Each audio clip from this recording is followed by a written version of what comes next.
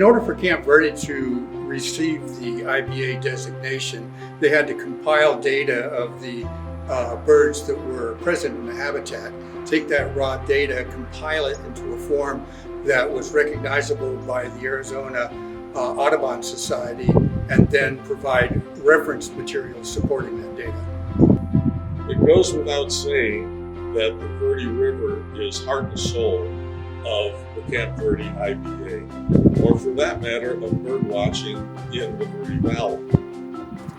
Because a terrific concentration of bird species will center on the Verde River's riparian area. And by riparian, I mean area characterized by Fremont cottonwood and wooding willows, what you see around you every day in Camp Verde. In the field, we were looking for three specific birds: the yellow-billed cuckoo, common black-hawk, Bell's vireo.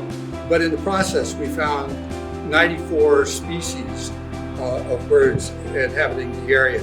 Recently been a study promoted by Arizona Audubon, which put a dollar value on outdoor recreation as it relates to waterways.